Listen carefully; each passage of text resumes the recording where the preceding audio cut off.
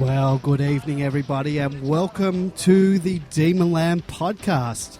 My name is Andy, and joining me tonight, we've got two co-hosts tonight. As always, Grapevine is joining me. Good evening, Grapevine. How are you? I'm good, Andy. How are you? I'm very good, thank you. And by special request, we have Demonland royalty joining us tonight. We've got Nasher on the line, but I just saw Nasher just dropped out. How's that for live radio? Let's try and get Nasher back on the line. Because it's through my phone, you're going to hear some noises. Nasher, do we have you back? You do. I'm not quite sure what happened there. That's live radio for you. Anything that can go wrong will go wrong. So, aren't you the two technical wizards that run Demonland? How does this happen? I must say I'm not a technical wizard. Anything that's technical that's done on the site, the man who I'm talking to now, Nasher, is responsible for. Nasher, how did you become involved with the site? Because I think it sort of happened at a time. We moved over from one message board to another, and I don't know if I've always been involved in the site, but I think for that period of time, for some reason, I wasn't so involved, and I think maybe Finks got you involved at the time. Yeah, so Finks got me involved. I was a member of several other forums at the time, and the software we were using at the time was terrible. It was sort of, I think it was just something that someone signed up for once, and it just sort of snowballed from there, or something like that. But I had a bit of knowledge of forum software and stuff from other projects I was involved in. I think the discussion came up that they were going to have to move away from that forum. Can't remember the background. This was yonks ago now, yeah. So you're really testing my memory. But so I suggested a couple of forum software packages, and I said I knew how to get them going. Fink said, "Okay, do it then," and we went from there. It's pretty that simple. I didn't really have much to do with you, Andy, back then. It was all Finks. So I don't know where he is now. I haven't seen him on the forums for a long time. Yeah, I see him at the footy almost every week. So he still goes to the footy every week. But yep. I think he had a family and kids and all that, and I don't think he does, but I think he reads it still. Like, a lot of people read the site, but people drop in and drop out over time. And I think I was saying today, like, I know stats wise, sort of, that more people obviously read forums than actually contribute.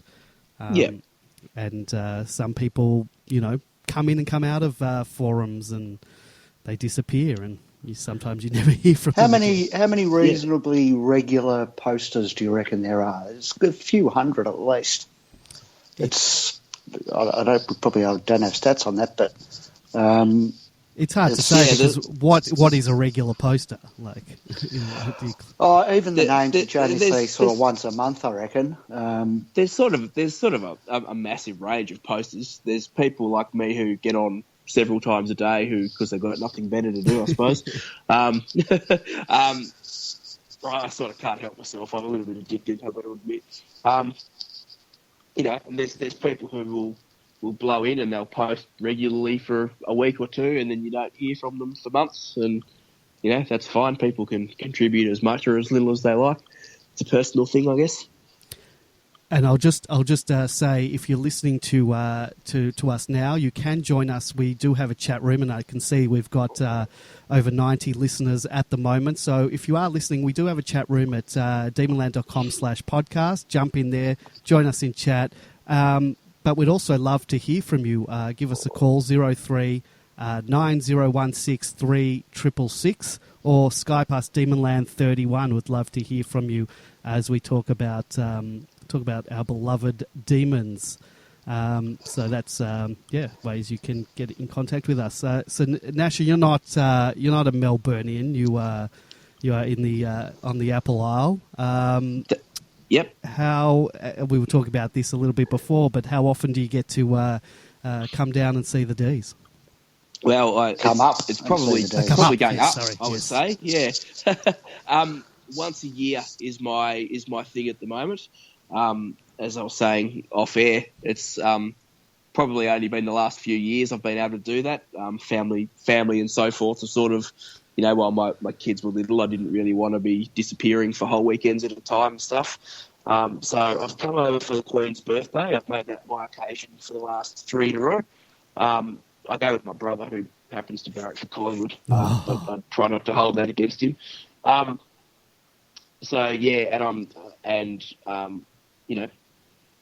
family life starting to provide a little bit more freedom, as my kids are getting bigger and stuff, want to try and make it a couple of times a year. There's a poster on Demonland from Perth who once said he can't believe that I go so infrequently because Hobart is only a 9-iron away from Melbourne. I think that's a pretty good way of describing it. So you mentioned I do my best. You mentioned your brother's Collingwood supporter. How did you come to be a D supporter? That's one of life's great mysteries for me. I don't really know. Chose them as a kid at some point. We used to go to local footy a lot before AFL was, broadcast so in full as it is now. Barracked for the North Hobart Demons. Another one of my brothers played there as a junior, so I grew up sort of watching that team. They were the Demons. Are they red and blue? Red and blue, and they sang Grand Old Flag as their song. Well, there you go. And they had quite a bit of success in the early 90s, so that may have been a contributor. But it's sort of happened. I didn't really sort of become a serious supporter until my teenage years. I just sort of half followed them because, they weren't on TV every week, and my family never went to Melbourne to watch football. So, it wasn't until they started, probably the Danaher era was when I really heavily got on board and started getting sort of really invested in it. And I'm as dyed in the wool as anybody else these days. Well, you'd have how to. How do you watch back home? Have you got Foxtel, or are you just reliant on Seven? I have Foxtel. Still there? I think I just... No, good. There. I have Foxtel for no reason other than the football, which both myself and my wife agree is a total waste of money, but a necessity as far as I'm concerned. On Foxtel. I also have a Telstra... What you mean, you don't like watching reruns of Law and Order? No.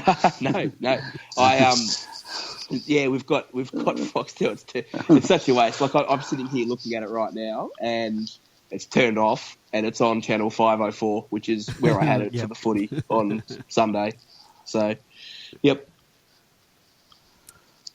It's remarkable. Like I've got Foxtel. I don't watch it at all, except I think the same as you. I watch it for footy, but I think my wife does use it. So. We do have that excuse. So, you D supporter, you found Demonland. You are now without. I must say, and it's good that I've got you on the phone because, guys, sometimes without Nasher, without this guy here, the site once it goes down, there'd be no way to bring it back up if he wasn't there. So I'll just like to say thank you. Which begs the question: is the site finals proof? Has it sort of been tested at very high stress levels, in anticipation of what might happen after Saturday? We did an upgrade on it a few months ago. Well, would it have been 6 months ago now? I don't know. I've lost all track of time. And that seemed to make all the problems go away until that stupid game against North Melbourne, at Hobart. When it I think that was unrelated. I think that was unrelated to any issues we've had in the past. I think it just something happened that day, and I don't necessarily think it was because of the load of people. No, I didn't. I didn't think it was. Maybe it could sense everybody's temper or something and just went out in sympathy. But I thought up until then I thought everything had been fine with it and that we hadn't really had any issues at all in ages. So. So fingers crossed is the answer to that. Yeah, well, it'll be very interesting to see what happens at the conclusion of the game on Saturday. But we might not even know our fate. Well, we may know it by then, but there's a possibility we won't know our fate. So Sunday might be the big test.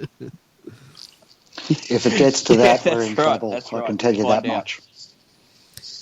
Yeah, so perhaps we will start talking about the game on the weekend. And you know what? My heart can really do with some of... I mean, in the end, the result wasn't so close, but there were a few moments there where, I thought we were gone. And why does this team keep doing this to us? I didn't think... I never thought we were going to get beaten, but I was extremely annoyed that they blew the 5-goal lead and actually didn't build on it and turn it into an 8 or 9-goal lead, 9-goal victory. And I was surprised that there's so little angst about that on the forum since the game. I thought, I was sort of furious, actually, with that.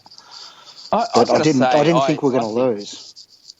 Go ahead, Nasher. I agree that I never thought we were going to lose either. But I think we don't give enough credit to our opposition for that game in particular. Like, I thought for a team that's last on the ladder, I thought they were good. We won because of their periods where they lapsed, throughout the game. They had a period at the end of the second quarter where we really didn't capitalise, and obviously that period in the last quarter.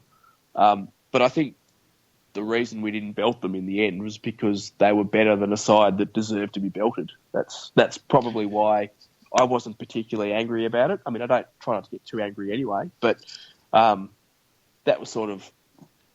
I definitely didn't walk away from that game furious. The North Melbourne game, I walked away furious. I just saw Sigil's comment on the chat, by the way. Wish I didn't go to that. Same here, mate. Same. No, I agree with you. Like, Brisbane were very good opposition, and they had patches of really good play throughout the day and moved the ball pretty well. But I just thought that because we had the momentum and had kicked, 3 in 2 minutes or 5 minutes or whatever it was. 3 minutes. That with the momentum that they could have gone on with it and perhaps used that. But it's... perhaps the season's told us otherwise. Yeah, Sorry, go on. It's disappointing that we didn't go on with it, and I get your point, Nasher, that that they are a better side than where their position on the ladder says, but it's a missed opportunity to bank some percentage that could very well cost us come Sunday. And we'll talk more about that later, and hopefully it doesn't come to that. But for me, it was a little bit worrying. But then again, I'm on the more negative side of things when we have these discussions. I think one thing I found is that when you're actually at the game, I'm far more emotional at the game than I am watching on TV. And don't get me wrong, I get really emotional watching from my living room. But when you're in the crowd, sort of caught up in all the moment, it's probably more upsetting. Like, I think you get more of a chance to be analytical about it, sort of when watching on TV. That's just my experience. Yeah, you're a bit disconnected from it, I guess. So. Yeah. But I think we've got to talk about some of the individual efforts, and the first one that comes to mind is Jesse Hogan, who proved just how good he can be, and I'd love to see more performances like that. It was great, wasn't it? Yeah, he was back to his Jesse best. So it's incredible. It's 20 days or whatever since he did it. And really finished with 7 because there was that early one that he gave over the top to Peterson. So day out that he really deserved. It was good to hear that the skipper was as incensed as I was that people were suggesting that he should play in the VFL.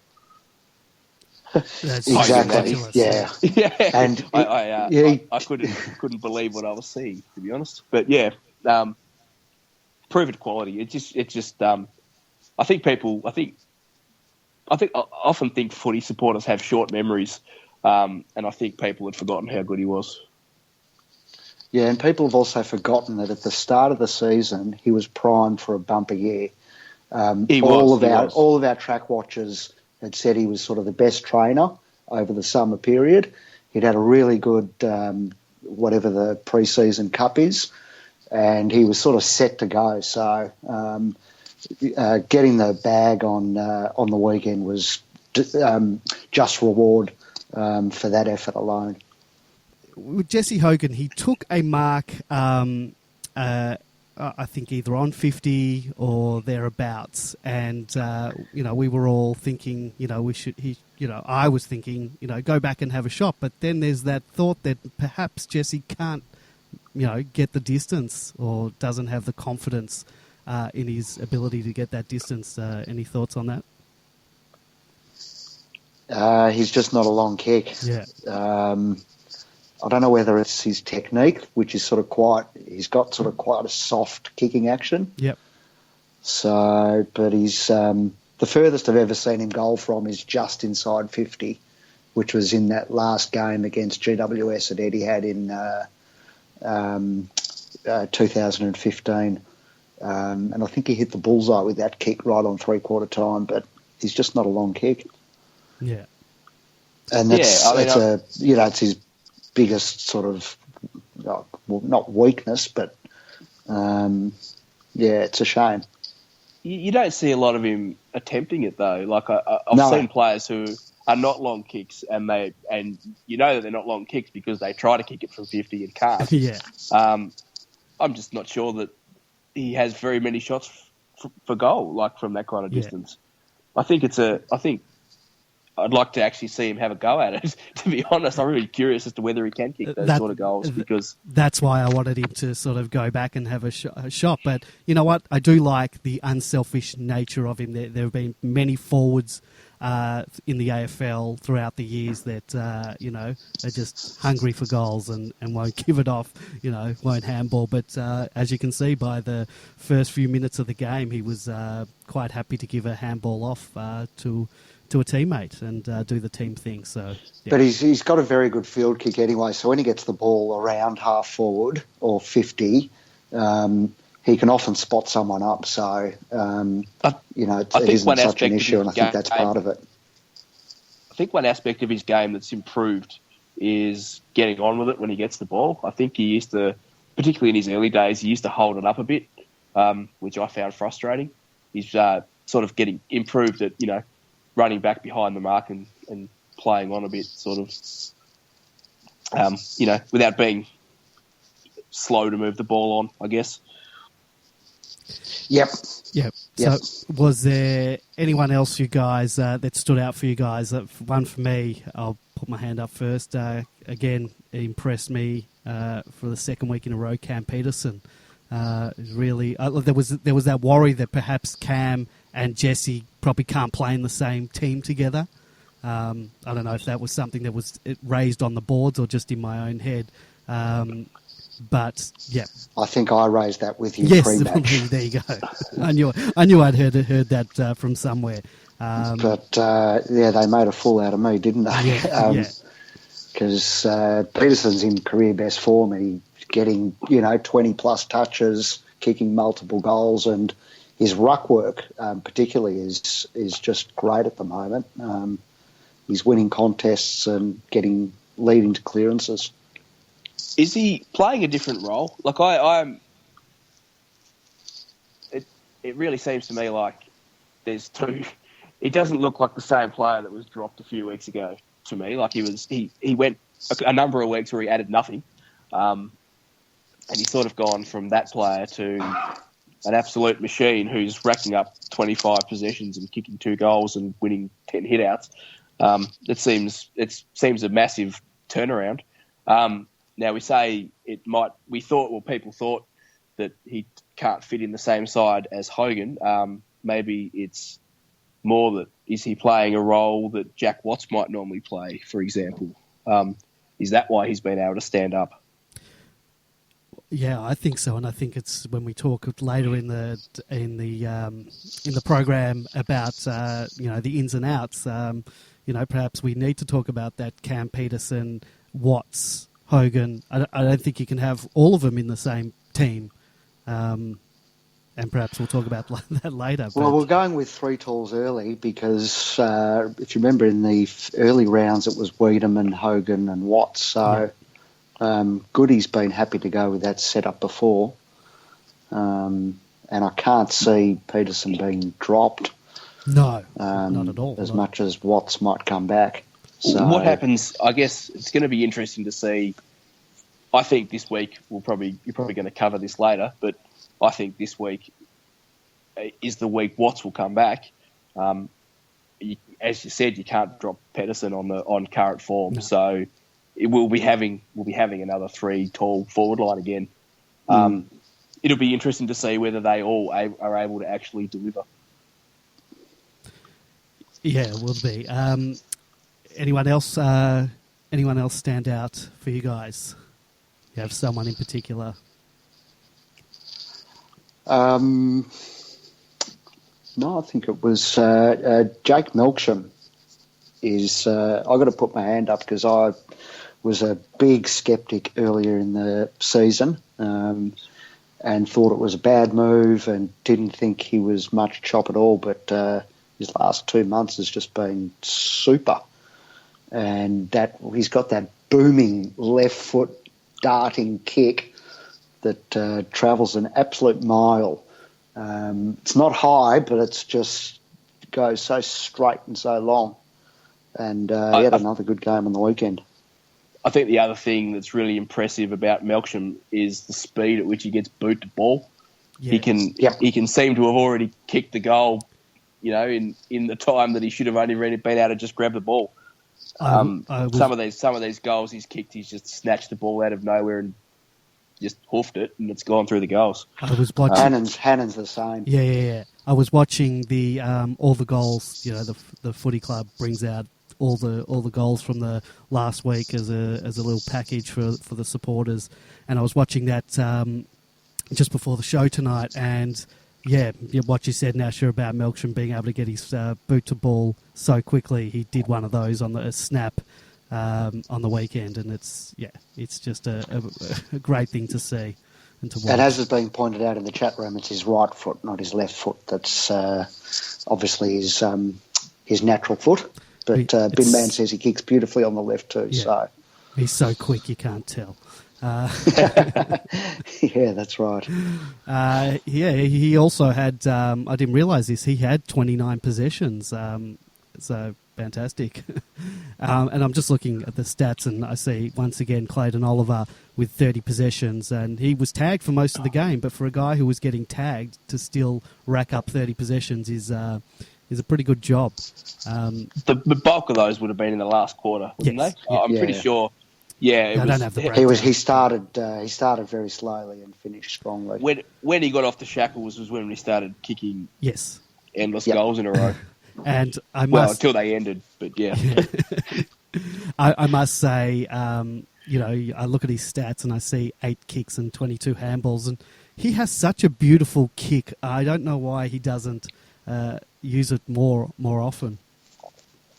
I think it's just instinct, isn't it? Yeah. I just think it's the way he's sort of learned how to play the game. But I think give it time. He's only 20. I think it's an aspect that'll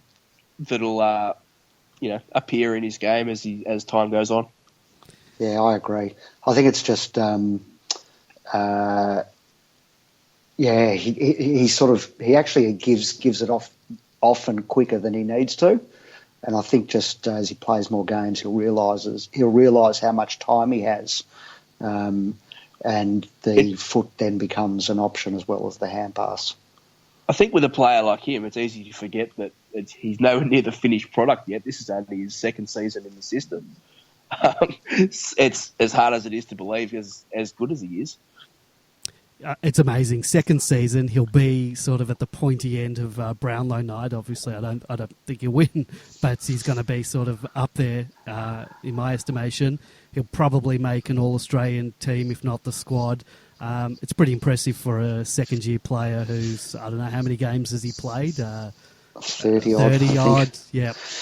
The other thing that we saw on the weekend, he's really strong in the air as well. Just reminds me of Angus Brayshaw a bit that way. Two sort of, midfielders that have both got good hands. And Brayshaw, and can take a grab. Speaking of Brayshaw, also had another pretty good game. Kicked a great goal at the end. He's great to have him back in the team, and each week that he plays, he's going to be better for it. Yeah, it helps cover agreed. The loss of Viney as well. And go ahead. I think Brayshaw. Sorry, I think Brayshaw is another example of how with time you can forget how good a player is. Yeah. Even before the series of concussions in the VFL, he was in the side earlier in the year, round 1 and 2, and he didn't. He looked off the pace. Yeah. And it's so exciting to have a young player, finally be able to build up and get some games going and come back into the side and really show what he's made of. It's good. It's great. And someone mentioned Viney, and I must say I thought we did miss him a little bit in the middle, just that, bullocking work that he does. I thought we missed him a little bit. We're going to miss him again this week because it doesn't look like he's coming back. Seems like he's on crutches, so which I think is, precautionary to get, or to keep the, keep the pain away. But it doesn't look like he's going to play this week. And I don't want to talk beyond this week yet.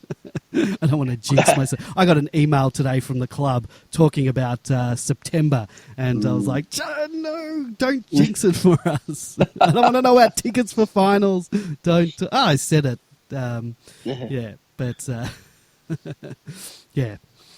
I think just on Viney, Goodwin said last week, or in one of the press conferences last week, that I think the quote was they were confident that he would play again this year. To me, that's double speak. Until he said that, I wasn't aware that there was doubt that he was going to play again this year. But that said to me that he's not going to play soon.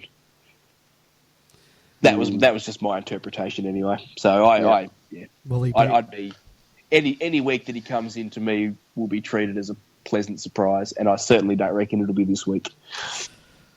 Let's hope. It's quite hard to read Goodwin with his presses. I don't know if you saw the post-match after the Brisbane game, and when he was asked about Jack Watts, because he certainly gave no clues on that front, and virtually sort of shut down any questioning about it whatsoever. Yeah, he did. He did. I think part of that was just getting frustrated with being asked that question all the time. I think he, I don't know, bit of an experience, I guess, because people are going to ask that question all the time. But yeah, that was sort of my take. And I think he feels like he should be being asked about other players who are playing in the VFL. Like, why is everybody only focusing on Jack Watts? Yeah. But I guess that's because Jack Watts is the only player playing in the VFL who's clearly too good to be there. And you would think, I don't know, I didn't see the game. All I saw was a little bit of footage of him getting reported, which I thought there was nothing in that and was rightly dismissed. But other than that, I haven't seen any of his games at all. How is he tracking? All I've seen is that he's kicked one goal in each game. And you think, well, a player of his calibre, should he be doing more? Or the review from Justin Plapp was good this week, and said that he was a big contributor and helped change momentum. I think they switched him into the middle or put him up the ground. And the word fierce was also used in the review. So I think that's what we wanted to hear, isn't it? That's the whole point, the fierce bit. Yeah, well, that was the criticism of Jack, that he sort of didn't seem sort of interested, and giving him the label of fierce would say to me that he's got some intensity and wants to get back in the team. It's pretty sad if he doesn't want to get back in the team. I've got to say that. Yeah, it's a little bit worrying.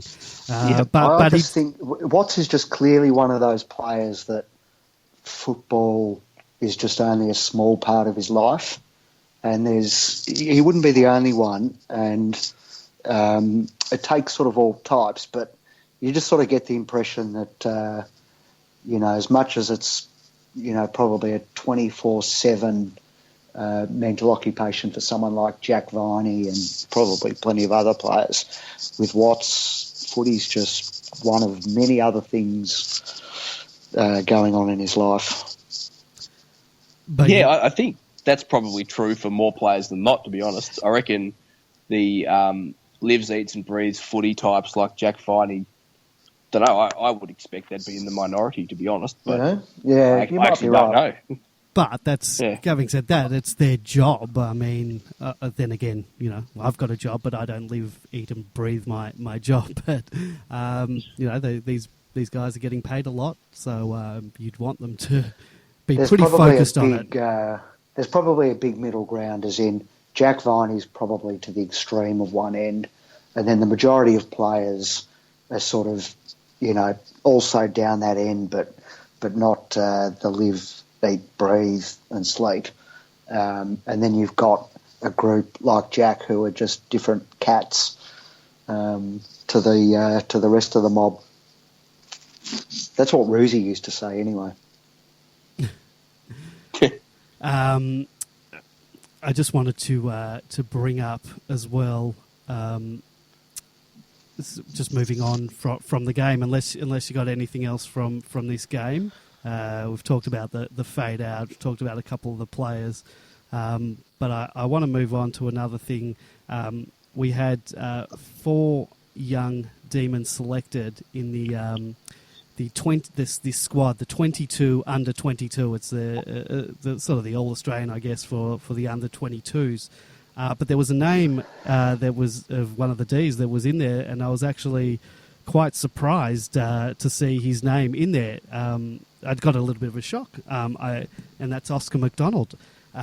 He's shown a heap of improvement this year. He's really, from where he was at the beginning of the year to where he is now, just amazing. But did that shock you that he's made this squad?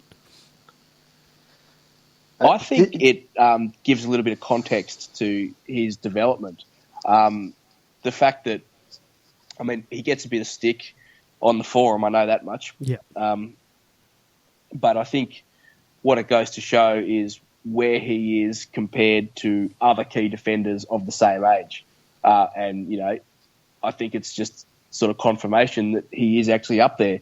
He might not be as good as, Talia or the other fullbacks in the competition.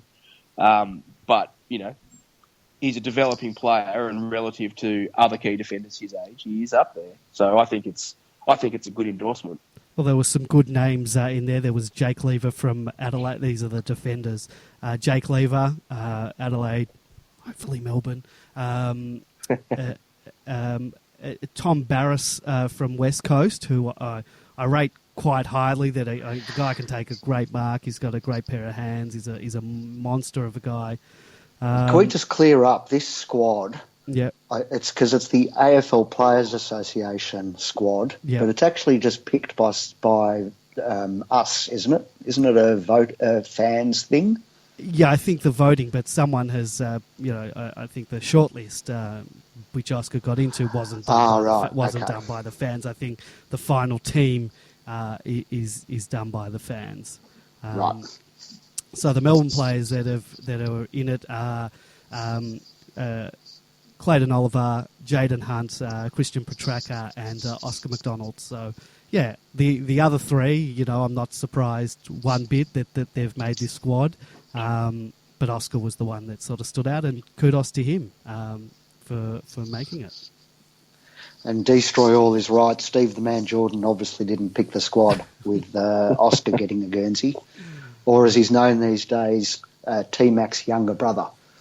Well, look, I was critical, not on the forum, not in a public sense of Oscar, but I'm very happy that they persisted with him, and with a lot of the things that Goody has done with persisting with players, or even the way he's picked teams some weeks, I've sort of scratched my head, and then he's week after week he's proven me wrong. So obviously I know nothing, and the coaches know a lot more. Than I do. You're not suggesting that the coach of our club knows more about footy than we do. That's sacrilege, isn't it? No, of course they don't.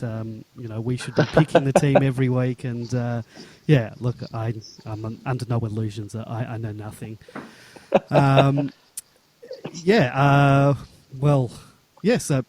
Well done, Oscar McDonald. If anyone wants to call the show, unlike our first caller, if you do have something to say, 039016 3666, or Skype us, Demonland 31, 039016 3666. We'd love to hear from other Demonlanders. We finally coaxed Nasher out from under a rock, so it'd be great to hear from other Demonlanders.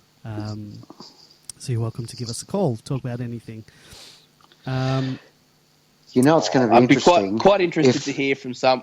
Sorry, I just keep talking. No, that's all right. No, you go. Quite interested to hear from any of those people who got involved in that conversation on the forum today about my voice. Where do I sit on a scale of 12-year-old to Barry White? Well, I don't think you're quite Barry White, but I don't think we're mistaking you for a 12-year-old. That's for sure. I've got a bit of a sore throat actually, so I'm probably a one pitch lower than I normally would be as well. But anyway, all right, you're not as grating or as monotonous as Lingy, so that's a good start. That's good. We've got another caller on the line. Hello, you are on the Demonland podcast. Uncle Bitter here, calling from the Manor. This is BBO. Good evening, Bitters. Hello. Is that you, Ganasha? Ganasha, are you the yes. man who deletes all my posts? That's me, yes, correct. Oh, God. But it could also be me too. We all do that. We all do a bit of that. Pretty much. It takes a team of us to keep your stuff clean. It's okay. It's died down a bit. You seem to the particular parties that you used to take issue with don't seem to be bothering you anymore. Is that the case? Yeah, that is actually quite correct. I think you fellows should reinstate Stewie, so I've got I can resume my hobby. I wasn't going to name names, but anyway. Oh, well, I will. Anyway, look, that's not why I'm ringing up. I actually have a bit of a question which is off topic. I was going to post this on that very intellectual thread, the no TS, no BS. My squeeze came home this afternoon with a present for me. Now, this is a little tin box embellished with the Melbourne Football Club colours and emblem, official VFL, AFL logo, and it's Odie Toilet. You know anything about it? No. Yes. I'm not you can kidding you, fellas. This is a limited edition, and it contains a bottle of Eau de Toilette, which I think was probably some sort of a nasty little reminder about my personal hygiene. But have you fellas ever seen this? I think they're available at Chemist Warehouse. Okay. I don't know about them being limited edition. More perhaps in the mass-produced range, and probably the Eau de Toilette Melbourne probably smells identical to the Eau de Toilette Richmond. Yeah, it's I'm guessing. I My thought God, I'll give her- Sharon I'll was give more her a than flogging. Melbourne Football Club sort. So you don't think this is an exclusive item at all? Probably not. Go down to your local Chemist Warehouse and check it out. Well, thank you for that. That's a very good reason to give the squeeze a jolly good flogging. And anyway, I'll try it. I'll put it on my toes. It may quell the tinea, if nothing else. Are you going to be at the footy on Saturday, Bitters? Well, I don't know. It's an away game, and God, you get placed up in the bloody top tiers of the Consford stand up with the pigeons, and so I think I'll be a weather-dependent supporter on the weekend. I may watch it on television, or it depends on the weather, I think. Well, my God, if we can't win that one. Well, I must say that the club sent out an email today regarding the tickets for that. If you are a club member, you can get tickets at quite a discounted rate. I actually got my ticket. It was $4.90. To sit where? To sit. I got a great seat. There was one seat available, 4th level, but first row on the wing. Like next to the... like now, above. wait a minute. I'm a 16-game member. I don't have to pay, do I? Sure. I don't know. Do you? No, not if you've got the away membership. Yeah, I don't. I've got... which wing, Well, Andy? you fellows too tight to have the away membership. I've got a premium membership. I've got the... are we Trident Club Grapeviney? Yes. Yes. So, I've got an away membership, though. Okay. I don't know. I've got the 16-gamer as Hey, well. I'm a Trident too. Okay, yeah. I'm a Trident. Perhaps we could have a beer up there in the Betty Cuthbert. Well, we should. Where are you? Do you sit in the southern stand, though, or do you sit... Not if he's a Trident. He must be near us. Because aren't we... I'm up in the Betty Cuthbert area. Where are we? What's the room behind us, Grapeviney? That's the Jim Steins room, I think, isn't it? Yeah. Yeah, that's right. That's right. Same thing. Well, we should have a beer. Maybe Were you there? Yeah, I was this week. No, I'm fairly choosy as to who I drink with.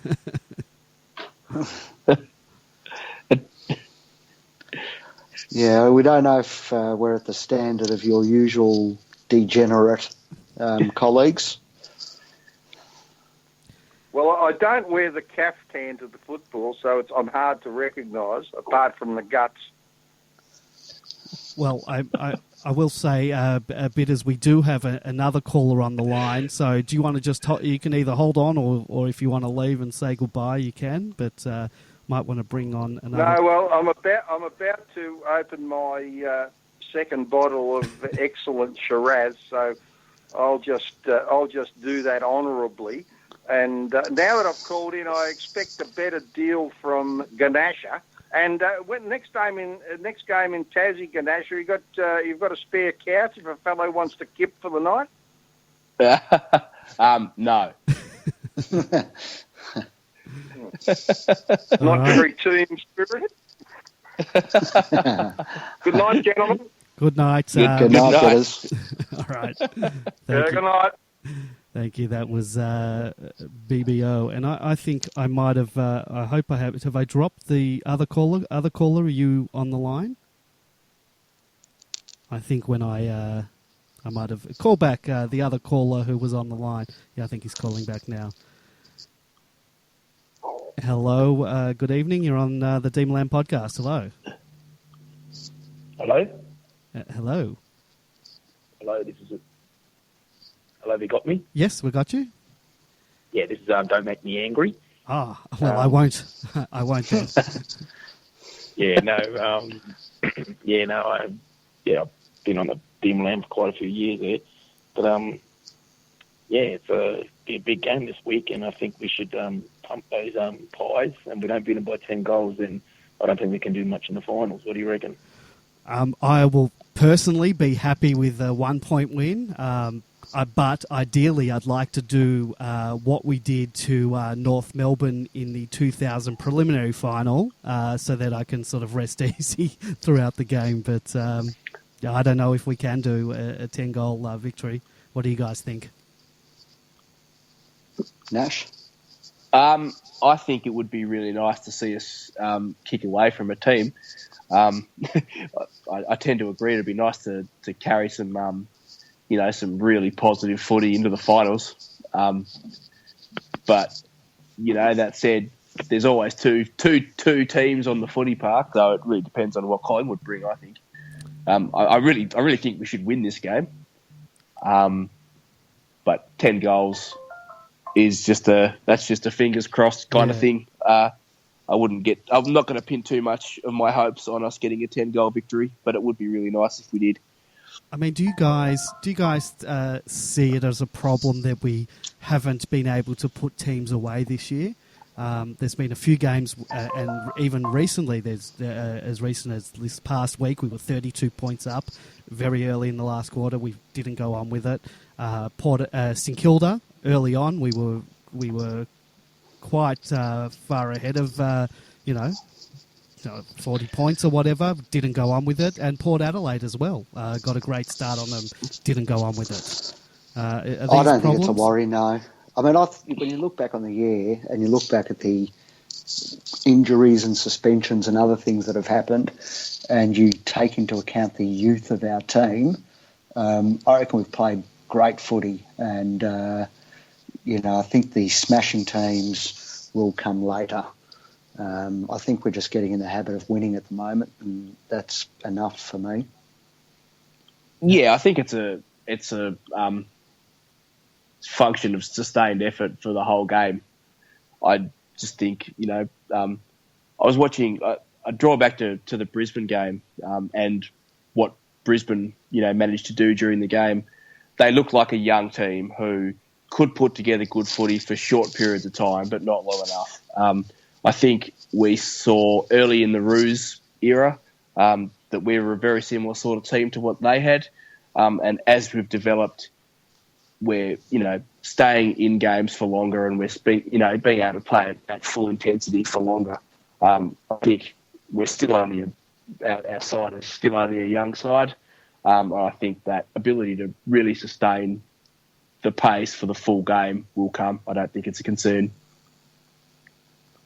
Yeah, and I think Bidman's just made a reasonable point in the chat room about, just sort of poor disposal and inside 50s and things like that. And I think that's also part of it. And the forward line's been chopping and changing all year.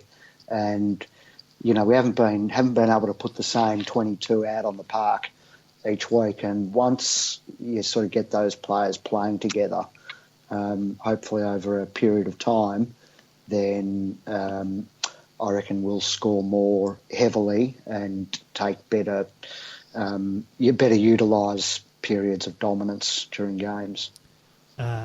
Don't make me angry. What are your thoughts on that? On us not sort of going on? Is that a worry going into the finals? Yes, it is a worry. It started pretty much from the first round when we got 40 odd points in front of our Saints and let them kick the last couple of goals, and it's probably the reason why. If we'd gone on with a couple of games, and maybe it's not at that, like you said, the team's not at that point yet, but we did. There's only one game in the whole year that we done that, and that was against the Dogs, where we dominated from start to finish, and we never let them come back, and that's the only time we've done it. But, probably the Crows game as well. Yes. Yeah. Yeah, we just had a bad quarter. Every single game we just had a bad quarter, and every game this year we've had one really bad quarter where it's cost us a few games. Yep. But footy's a game of momentum these days, and you look at other games not involving Melbourne, and that happens across the board. It's very rare for a team to play 4 quarters of sustained, intense, skillful footy. Teams have lapses. All teams have lapses during games. So it's just part of that turf, I reckon. One thing that was obvious in the Brisbane game, one of the periods where we were dominant with the footy, like at the end of the second quarter, we just weren't able to put it on the scoreboard. We had complete control of the ball. We're getting it into the forward 50, but weren't turning it into goals. And then they follow it up.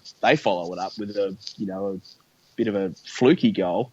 It really it comes back to sort of Binman's point. We're just wasting too many chances.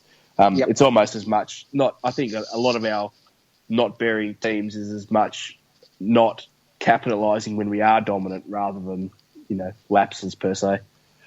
Yep, fair call. Is there anything else you want to contribute? Don't make me angry. About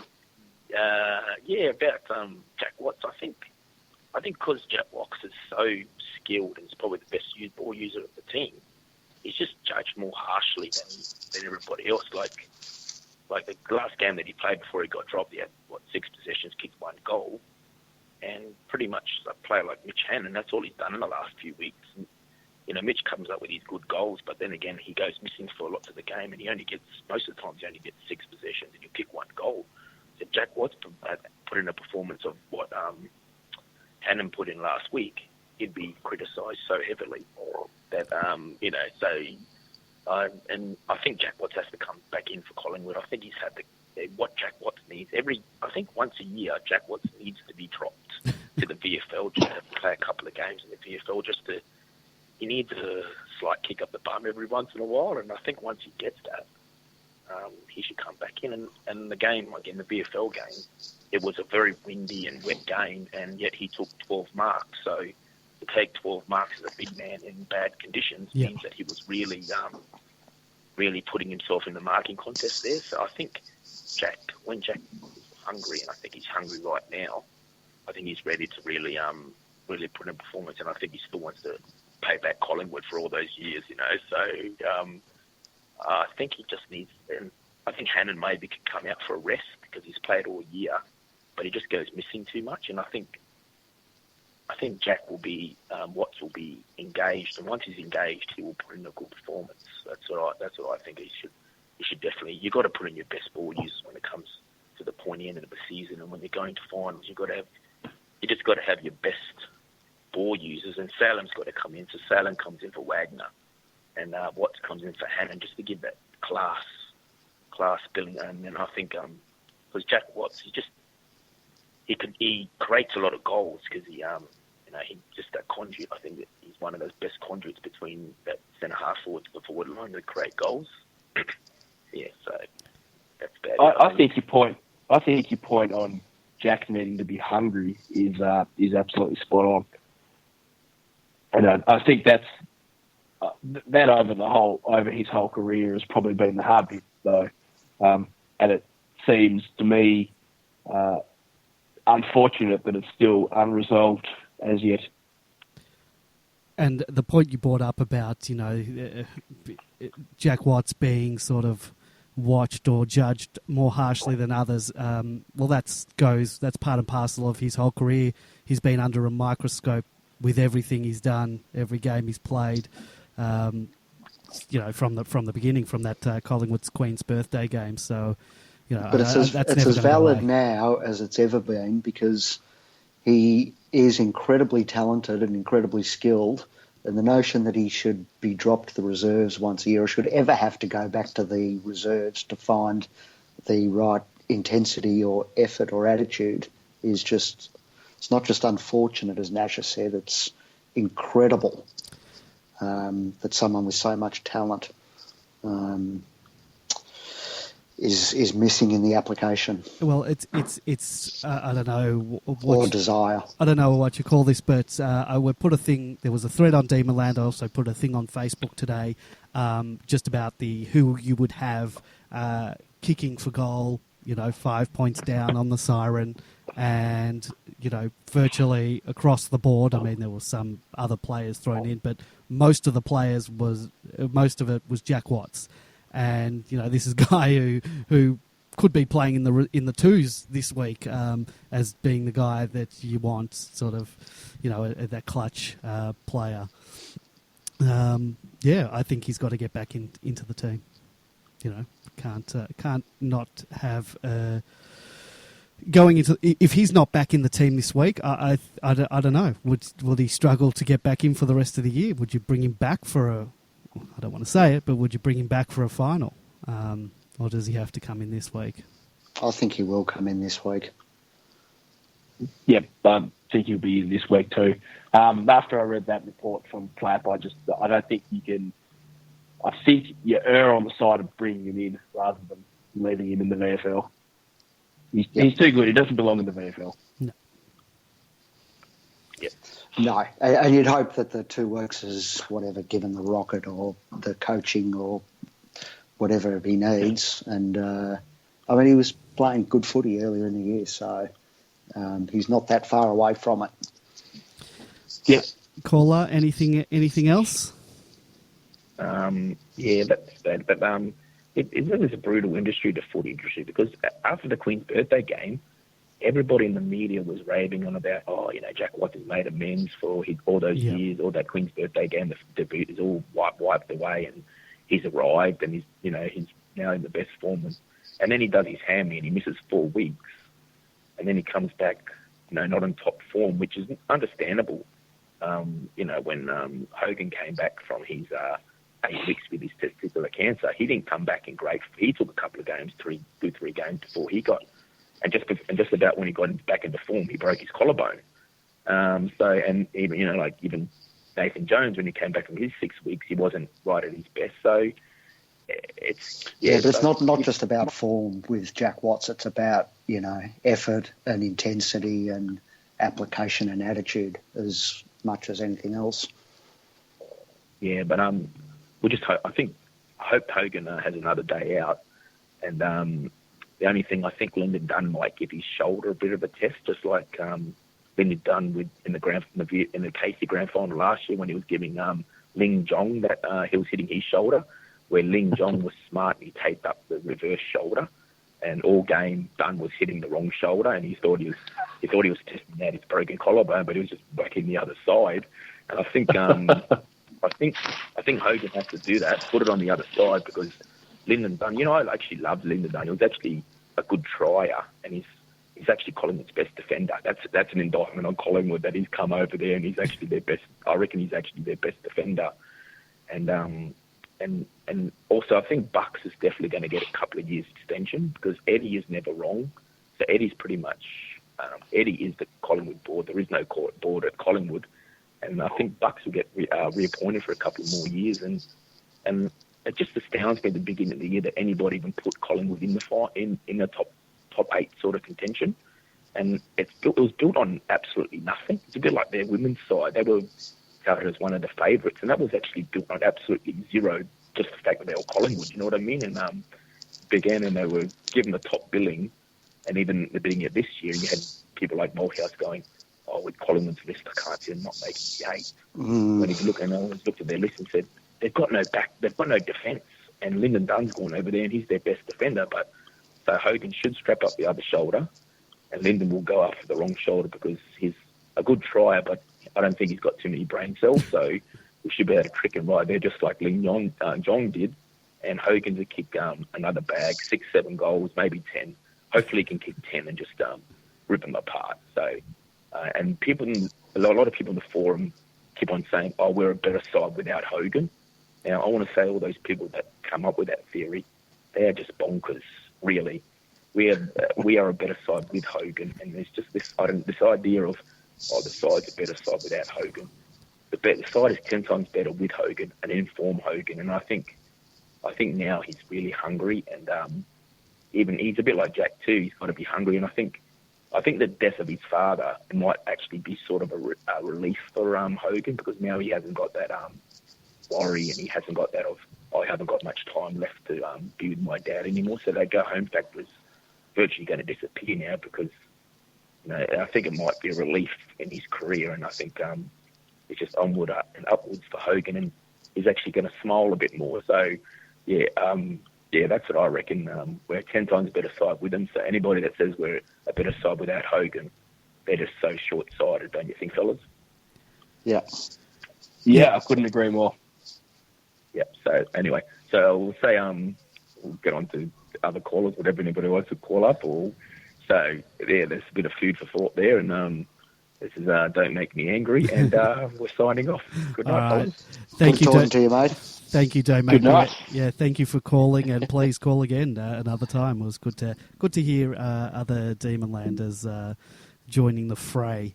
I was worried we might start losing listeners when he started talking about Collingwood for too long there, even though they are our opponents this week, so we are meant to sort of cover them in some way. Well, but I must say we've got a fairly one-eyed audience that won't put up with that kind of stuff. I must say we've got about 136 listeners at the moment, which I think is almost a record. So maybe it's the Nasher factor at play here. So. Yeah. Oh, look, it's definitely what it is. It's without a doubt. In a way it is, because it's sort of the unmasking. Forget about all them. It's the unmasking listen to me waffle on about whatever. Mysterious. So, well, it's something. If anyone else wants to join the program and give their 2 cents worth and perhaps talk about Collingwood a little bit more, 0390163666, or you can Skype us on Demonland 31. Can I just raise something that I was going to create a thread and I didn't have time to do it, but no one's really spoken about the Nathan Jones factor coming into this week and potentially beyond, and the fairy tale factor, and just looking ahead at this week's game, if they somehow managed to conspire to lose it, you wouldn't want to look Nathan Jones in the eye in the rooms afterwards, would you? No, you wouldn't. Look, you really. It's besides the fact that we're all hoping to make finals anyway. You'd really love to see Jonesy get another chance to play in one, wouldn't you?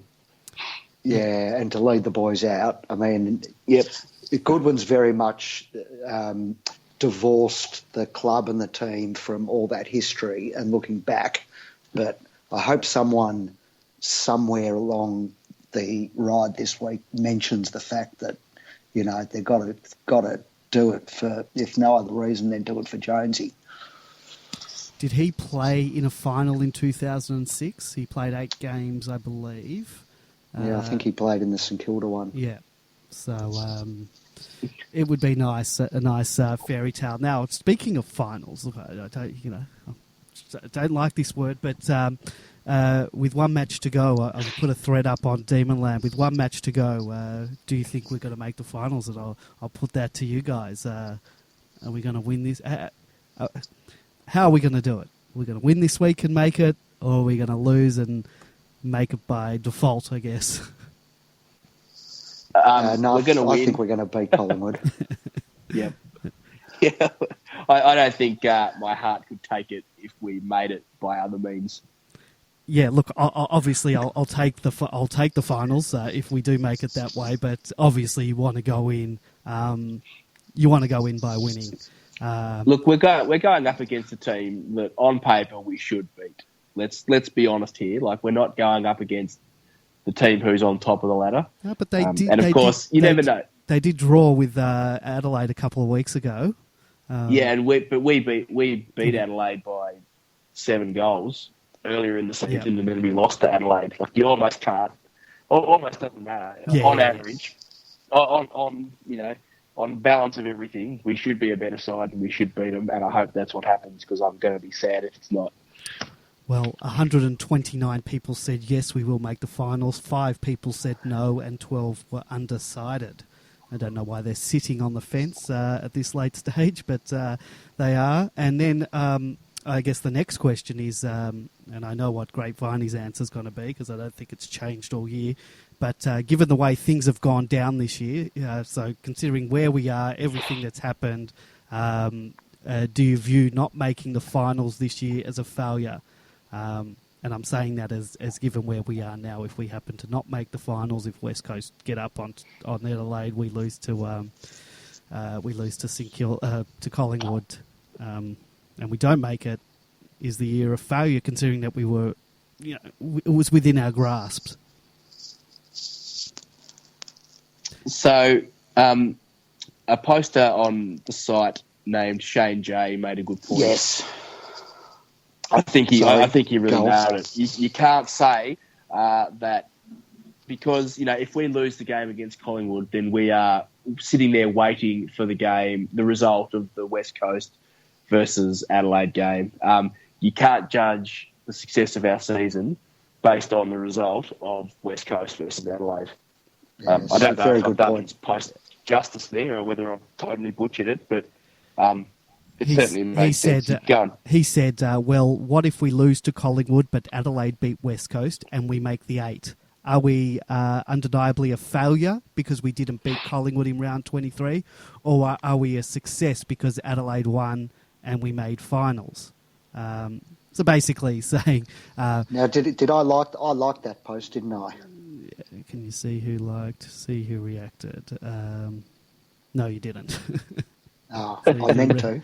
Retroactively like it. I remembered it as soon as Nasher said it, and I agree with it totally. Yes, but, all right, I sort of agree with that in principle. I agree with the fact that, if we lose to Collingwood but then Adelaide win and we make it, all right, then everyone's happy and it's not a failure, we make it. But then if West Coast win, is that a failure? But you got to look at it at other things. Maybe if we had beaten Brisbane by more or Port by more or St Kilda by more... if we hadn't lost to Freo or Hawthorn or kicked straighter against Geelong, I mean, there's... So if we don't make the finals, that's predicated on Essendon making the finals. They're going to beat Freo. There's no way they'll lose to Freo. Yep. So Essendon got beaten by Brisbane a few weeks ago. Yep.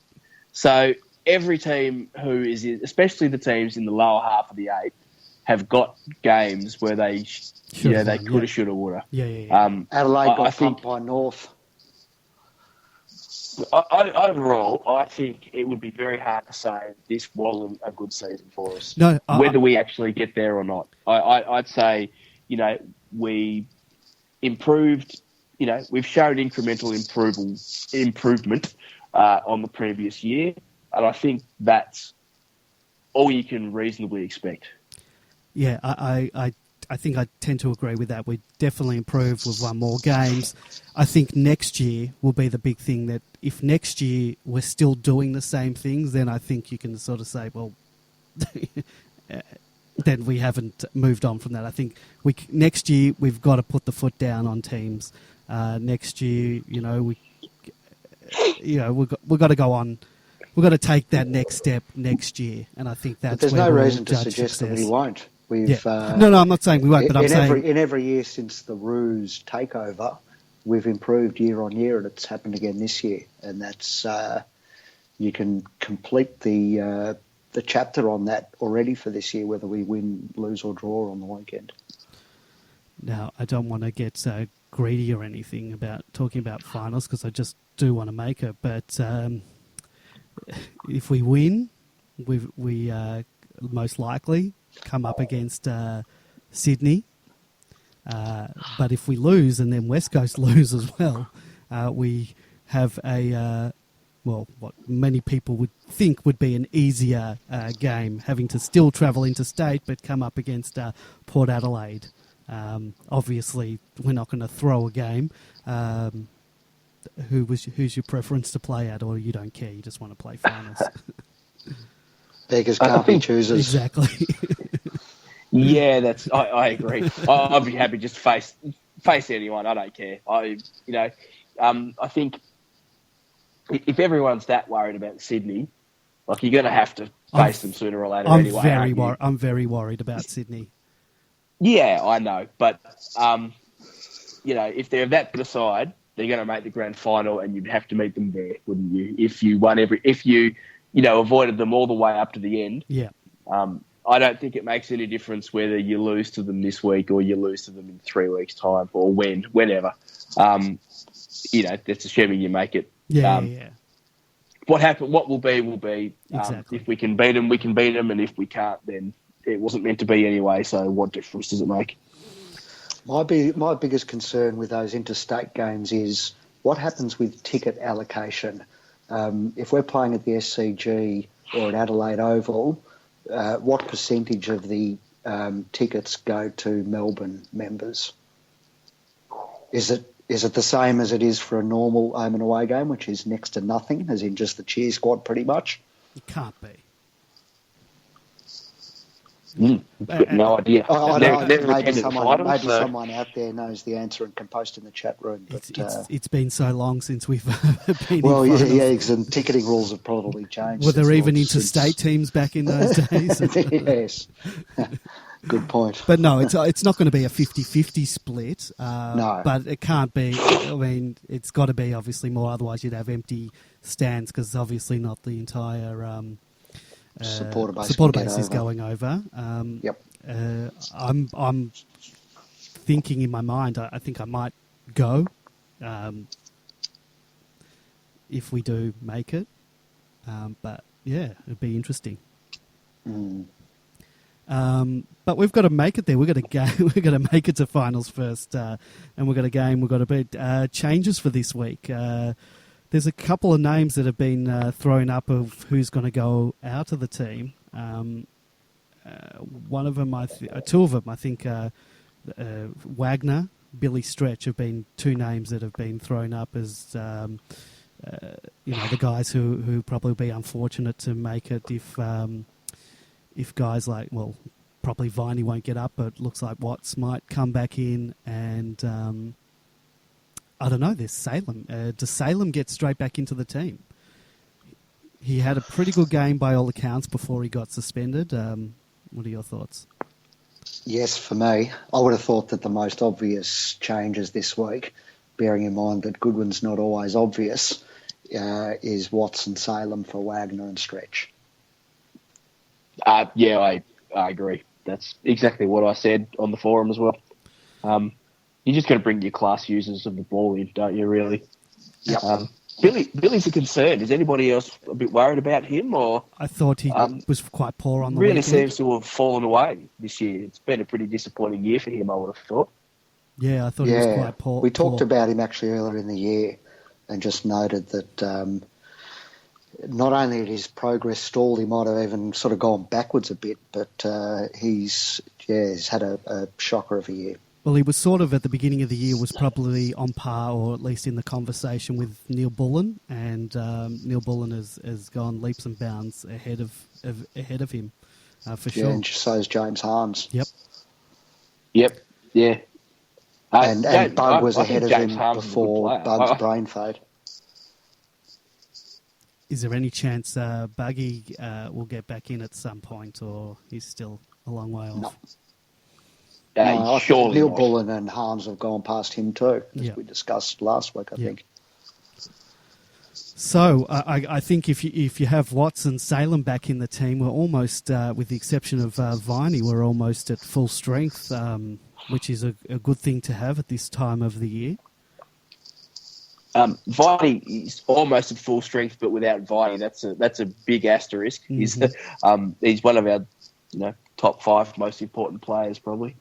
So that is when you consider that you lose one of your best 5 players and he's replaced by the 23rd best player, that's still a big hole, I reckon. But yeah, it's good to see that most of the crucial players are in, which is good, and playing good footy. Don't have too many of our most crucial players in poor form at the moment, which is a positive. Yep. Even Jaden Hunt, who's been down for a bit, well, actually he didn't have a great game on the weekend, but the week before he started getting a bit more of the footy and got quite a bit of it too on the weekend, but just turned it over a bit. Yeah, he just murdered the ball, doesn't he? It's really heart-in-mouth stuff anytime he's got the ball. You sort of either something brilliant is going to happen or something that just makes you want to cry is going to happen.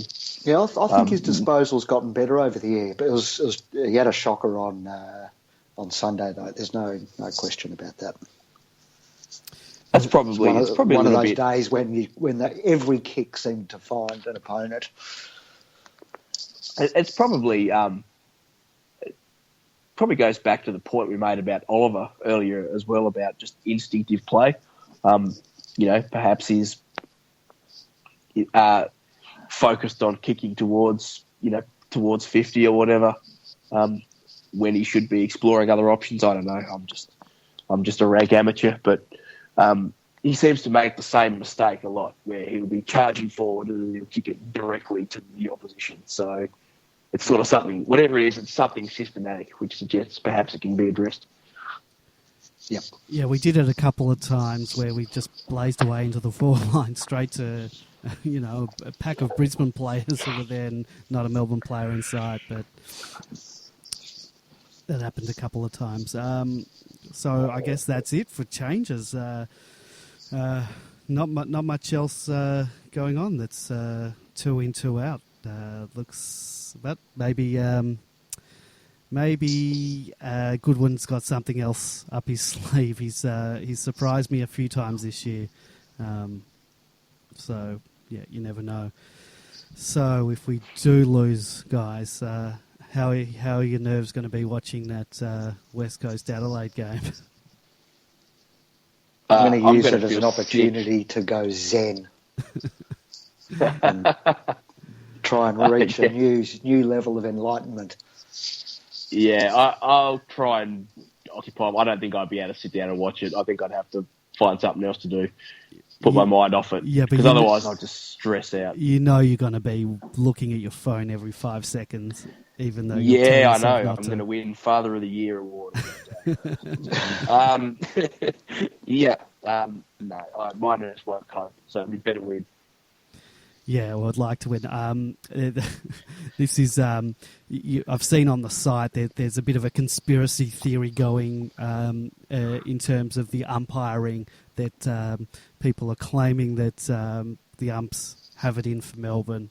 I mean, you could go to any message board of any team in the AFL and probably read the same thread.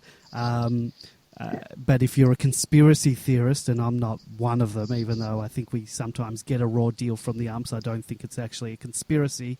You think they might be favouring Collingwood just to keep it interesting. The AFL don't want the finals sewn up on the Saturday afternoon. Well, they can just penalise Max for another week. That's the latest absurdity that we've seen. Paddy Ryder having fallen victim to it on the weekend too. Yeah, look, I don't think... I definitely don't subscribe to the theories about biased umpires, but I am confident that there must be, the rule of the week type thing, because this thing with Gawn came from nowhere. As far as I can see, he's rucking exactly the same way as he has been all year, and then suddenly, he starts getting pinged. It's pretty hard to swallow.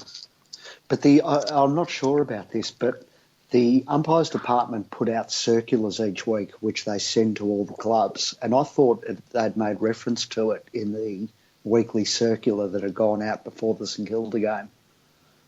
I'm not sure about that though. Okay, I haven't. But I don't know anything about that. I'm pretty sure that they do send out a weekly thing of the various things that they've been thinking about or deliberating or going to be focusing on. It's so doesn't that whole thing sound ass about though? There should be a thing that they're focusing on every week. There's just umpire the bloody game. But anyway. Yeah. By doing that, they're making stuff up on the run, and that's right. Are getting exactly. and from week to week. And the rules become different every week when you take that approach. Yep. Well, I think that's what happens when you've got rules that are open for interpretation. But what they're doing is each week they're choosing another one to sort of be very open to interpretation, and it's their interpretation or nothing. So. Moving on from umpires, and I didn't put this in the show notes, but there was a caller to SEN who brought up a trade rumour, and that's all it looks like it is at the moment, about Josh Kelly, just to sort of whet everyone's appetite. And don't you just love this time of year and all the rumours? You're not going to say no thanks, are you? No, I mean, no. And as with all things Melbourne supporters, we like to get the best and give up nothing for them. And the more believable one was something that lobbed on the Jake Lever thread a short time before we started, which was a tweet from Mitch Cleary saying that Adelaide Crows players are resigned to the fact that Lever is leaving, and apparently Adelaide are interested in Sam Frost. Oh, geez. It would be a no-brainer, wouldn't it? Where do we sign? It'd be absolutely would have been a no-brainer. But if you were interested in Sam Frost, wouldn't you be more interested in Lever? Doesn't that sound, as you say, a bit arse about? Maybe he wants to leave. And it looks like he does. Well, all the indications are that he's coming back. So that's the main game on the draft and recruiting front, I reckon, rather than Kelly. Yeah, I agree. I think the Kelly thing, there's every single club is going to circulate, or well, not the club circulate, but there's going to be rumours circulated from every club about Kelly. Like, I just think it's one of those things that you just can't believe any of it until you see what happens. I think there's a good chance he might even. I think he'd stay with GWS probably. Like, that's actually usually what happens. I wouldn't get my hopes up too much there, but I'm getting pretty excited about the Lever talk, that's for sure. Yeah. Yeah, if you were Kelly, why wouldn't you stay at GWS when they're on the cusp, you'd think, from their perspective, of winning a premiership, win a flag or two, and then you can come back home and make all the dough you want and have a couple of flags under your belt. Yeah, and I don't know. I don't really understand why players make where you are home. That's probably my approach. I mean, maybe that's because I come from a state that, would never have the opportunity to have. There would never be an opportunity for a player to play in Tassie in the AFL. But yeah, I don't know. I don't have that much sympathy for the go home factor, to be honest. Yeah, I liked one of the posters on Demonland. Alice Monk said maybe we can offer them Salem and Tyson. I thought that was a good one. Am I right? Damien Barrett still hasn't seen Tyson and Salem play yet, so the jury's out on that one. I think Kelly might have been available to us in the mini draft early to Hogan. Is my memory playing tricks on me there, or? I don't know. That would be a Whispering Jack question. I think he would know the answer to that one. Yeah, I think he might. I think he might have been available in that mini draft, but I could have made that up. Yeah, I don't know. Well, I will ask Whispering Jack, and we'll get an answer on that for next week, perhaps. Is there anything else, you guys, Nasher, while you've got the floor? Anything else you want to bring up? Well, we should have Nasher back. Nasher should get the floor every week. Well, he's more than welcome to it. Slotted in just perfectly. Well, I've had fun. Maybe I might come back again. I've enjoyed myself. The offer is always there for you. Awesome. Grapevine, anything else you want to say? No, just go D's. They've got to get it done this week, and I think they will. Feeling pretty confident. Yeah, I'm so negative in my headspace. It's just I can't even.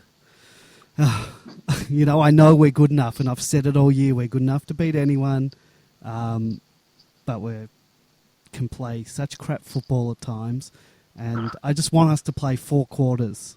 I'll take 3.5 at the moment, but I know we can do it. We know we've got the talent. We've just got to be a bit more consistent about it and stop these flood and rush of goals that have cost us. And I really hope that. We were on the verge of banking some pretty nice percentage, and I hope it doesn't bite us in the bum. Because I think that would be the worst way to go down if it comes down to like a few, a point something of a percent.